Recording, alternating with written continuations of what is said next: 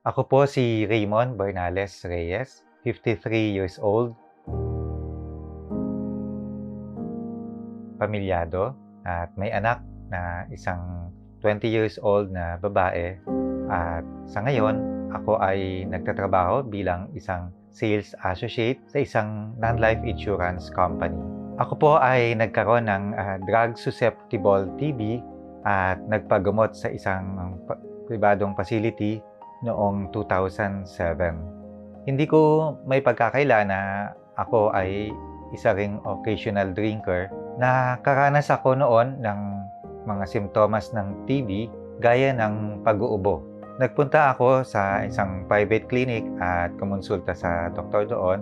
Binigyan ako ng gamot upang inumin araw-araw. Napansin ko sa aking pag-inom ng mga gamot, nagkaroon ito ng contraindication na kung saan ay namamanhid yung aking mga lower limbs. Ito pala ay isang peripheral neuropathy. At sa bandang huli ay naranasan ko naman din ang panlalabo ng aking mga mata.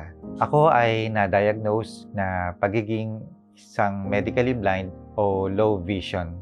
Humanap ako noon ng mga tao o institusyon na makakatulong sa akin upang matanggap ko ang naging pangyaring ito sa aking buhay. At nag-adapt ako sa mga iba-ibang pamamaraan para makatulong kung paano muli akong makabangon sa akin nga pong naranasan na sitwasyong ito.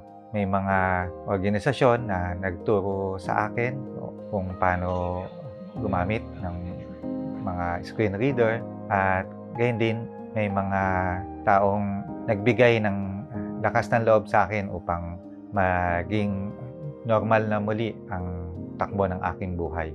Nawalan ako noon ng trabaho ng mahigit 3 taon at nahihirapan akong maghanap ng field of work kung saan makakaya kong muling makapaghanap buhay.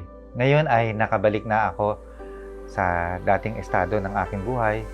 Nagkaroon na muli ako ng trabaho na kung saan ay masasabi kong na tulungan ng gusto ang aking pamilya at maging ang mga iba rin na pagkakalooban ko ng aking tulong, mga kaibigan, pamilya at mga iba-ibang institusyon.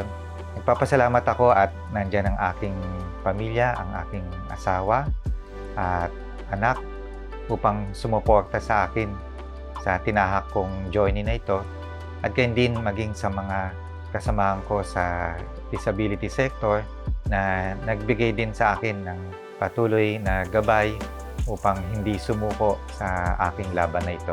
Para sa akin, hindi dapat maging hadlang ang magkaroon ng ganitong kapansanan dulot ng pagkakaroon ng tuberculosis. Kailangan lang namin ng tamang gabay, direksyon at support system upang kami makabalik sa aming dating buhay at propesyon.